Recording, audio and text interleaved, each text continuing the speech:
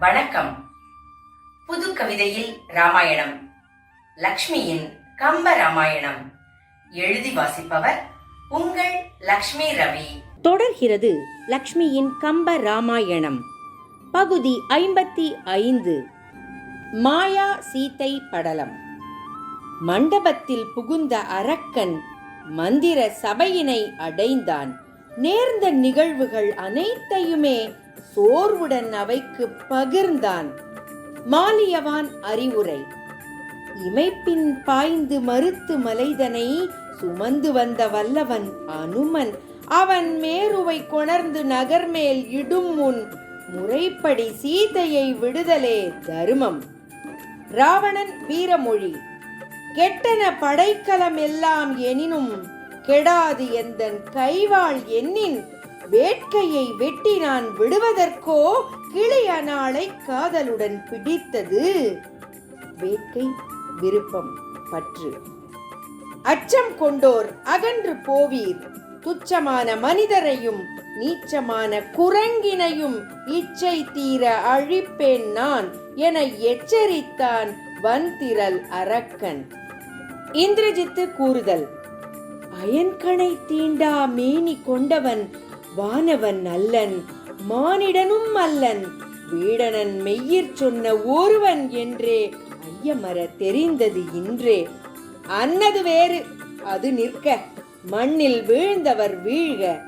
வீர முனைந்து புரிவேன் நிகும்பலை யாகம், தணிந்து போய்விடும் அனைவரின் சோகம். நிகும்பலை என்பது ஒரு கோவில். இக்கோவிலிலிருந்து வேள்வி செய்தால் வலிமை பெருகி பகைவரை அழிக்க இயலும் என்பது அரக்கரின் நம்பிக்கை. வானை தொடும் அனுமனுக்கு எதிரினில் ஜானகி போல் உருவம் செய்குவேன், அதை வாளினால் வெட்டி கொல்லுவேன், பின் சேனையோடு புகுவேன் அயோத்தி நகரினுள். யான் போன பின் புரிவது அருகிலாது பூண்பர் பெருந்துயரம் உகன்றான் இந்திரஜித்தன்.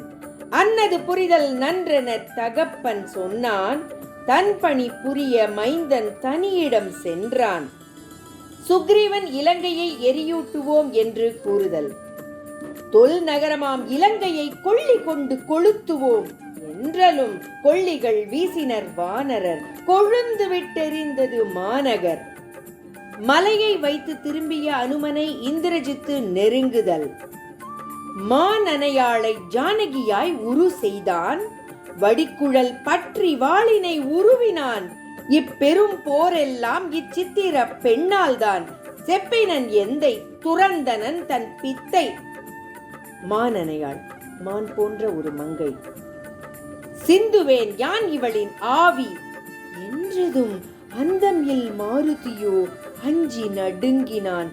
குந்தகமில்லா குணம் மிக்கோய், மாதினை கொல்லுதல் மதிமிக்கதோ என்றான். குந்தகம் குற்றம். அடே குரங்கே, கொல்வதுடன் முடியாது எந்தன் செய்கை, அயோத்தியை பொசுக்கியே மீளும் என் வேட்கை.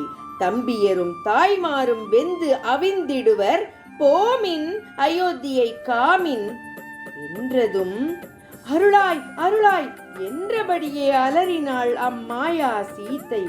அரக்கனோ வாளால் வெட்டினான் அவள் சிரத்தை, பின் வடதிசையில் விரட்டினான் படைக்கலத்தை. ஒன்றும் உணர்ந்திலன் மாருதி, மயங்கிச் சரிந்தது அந்நெடுங்கிரி. பரந்த அரக்கன் நிகும்பலை அடைந்தான், அயர்ந்த தூயவன் உள்ளம் உடைந்தான். தூயவன் அனுமன். கற்பினு கினியாளை கயவன் கண் முன்னே கொன்றுவிட்டான். சிறகிழந்த பறவை போல் அனுமன் செய்வதறியாது நின்று விட்டான். கண்டேன் என அன்று களிப்பித்த நான் இன்று கொல்வித்தான் இந்திரஜித்தன் எனச் சொல்லத்தான் முனைவேனோ. உற்றதை ராமர்க்கு உணர்த்துவேன், இற்றிடத் துணிந்தாலோ யானும் இறப்பேன். சொன்னதை செய்வேன், வேறொன்றும் செய்யேன். இங்கனம் நினைத்தபடி பொன்னடி சேர்ந்தான். பொங்கிய கண்ணீர் அருவியாய் பொழிந்திட சிங்கமனைய வீரனின் செந்தாள் வீழ்ந்தான்.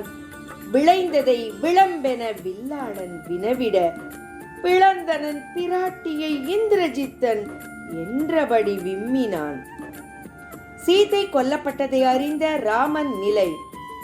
துடித்திலன் இமைத்திலன் கண்ணீர் வடித்திலன் புகன்றிலன் உள்ளம் வெடித்திலன் தேவரும் அறிந்திடா சித்திரம் போலாகி நின்றனன். திடுக்கிட்ட வானரெல்லாம் துணுக்குற்றார், நடுக்குற்று பெருமளவில் கலக்கமுற்றார். உணர்ச்சி இழந்த உத்தமனோ தளர்ச்சி கொண்டான், அதிர்ச்சி அடைந்த இளையானோ அயர்ச்சி கொண்டான். வாயுடு மனமும் கண்ணும் அயர்ந்து வாடியது தாய்ப்பசு இழந்த கன்று. உயிரிலா நன்ன அண்ணன் சாய உடன் கண்ட பின்னவன் பாய்ந்தான். அண்ணலின் முகத்தினை நோக்கி தண்ணீர் சொரிந்தான் வீடனன். பாதமும் கையும் மெய்யும் பற்றி பரிவுடன் பிரியமாய் கூடினான். உடலை தடவினான் உள்ளங்கையால், வருடிக் கொடுத்தான் மெல்லிறகொன்றால். வேதமும் காணா வள்ளலும் உடனே விழிகளை அகல விரித்து விழித்தான். இலக்குவன் ராமனை தேற்றியது. தையலை துணையிலா தவத்தியை கற்பின் தெய்வத்தை நின் தேவியை கையால் தீண்டிக் கொன்றான் என்றால் உய்யவோ அறத்தோடு உறவு கொள்ளவோ? கொல்லர்கள் வல்லவராகி நல்லாரை கொல்வர் எனின் அரக்கரோ அமரரோ அந்தணரோ நெருப்புக்கு இரையாக்குவோம் ஒருங்கே. இலங்கையை இடித்திடாமல் திசைகளை பொடித்திடாமல் அசைவற்று மயங்கி கிடத்தல் சிறுமையாய் தோன்றுமன்றோ? அறத்தை காத்திடத்தான் நாம் அரசினை இழந்தோம் அயோத்தியில். அரசியை அரக்கன் கவர்ந்த பின்னும் அறத்தினை காத்திட உழல்கின்றோம். இத்தனை துன்பம் ஏற்பட்ட பின்னும் இத்தரையை தகர்த்திட வேண்டாமா? இன்னமும் அறத்தையே நோக்கிட்டால் இன்னலும் இழிவுமே கூடிடாதா? அறிவியலார் போல் நீ அயர்வதுதான் தருமமா? கருமம் இதுவன்று என புரிய வைத்தான் பெரியோனுக்கு. உணர்வு பெற்ற சுக்ரீவனின் வீரமொழி. விளக்கின் கீழ் விட்டில் போல் நம் வீட்டில் தங்கிய விடமிகளை நாம் விரட்டுவோம், வீழ்த்துவோம். வினையும் விளைவும் ஏதுமில்லை. அனுமன் கூறிய விவரம். உணர்த்துவது ஒன்று உள, தாயாரும் தம்பிமாரும் தவம் புரியும் அயோத்திக்குள் புகுந்துள்ளான் வஞ்சகன் என வேதனையுடன் புகன்றான் ஆஞ்சநேயன். அயோத்திக்கு நேர்ந்துள்ள நிலைமையை நினைத்து ராமன் வருந்துதல். தயரதர் தந்தையையும் ஜடாயு தந்தையையும் கொன்ற பின்னும் தீர்ந்திலையோ இத்தீவினை? பெற்ற தாயாரோடும் தவறிழைக்கா தம்பியர்க்கும் கூற்றுவனை உடன் கூட்டி வந்ததோ இக்கயவினை?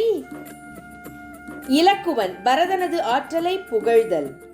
வஞ்சகன் வீசிடும் பாசத்தால் வீழ்ந்திட யான் என எண்ணினையோ பரதனையும்? குத்துண்ட இந்திரஜித்தன் நிலத்திலே குலத்தொடு வீழ்வதை காண்டியன்றோ? அனுமன் ராம இலக்குவரை தன் தோள் மேல் ஏற வேண்டுதல். ஐய, சட்டென ஏறுதி என் தோள்மிசை, கணத்துள் எய்துவேன் அயோத்தியின் திசை. புட்பகமானம் அடையும் முன்னம் நம் கூட்டம் அவ்விடம் அடைவது திண்ணம்.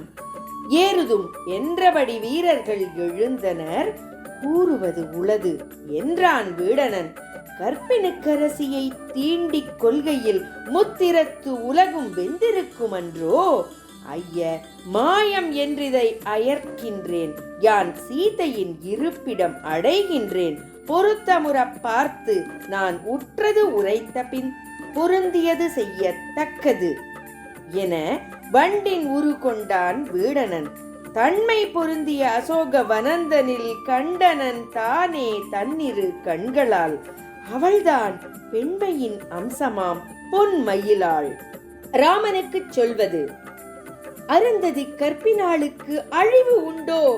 இருந்தனள் தேவி இதற்கு மாற்று உண்டோ?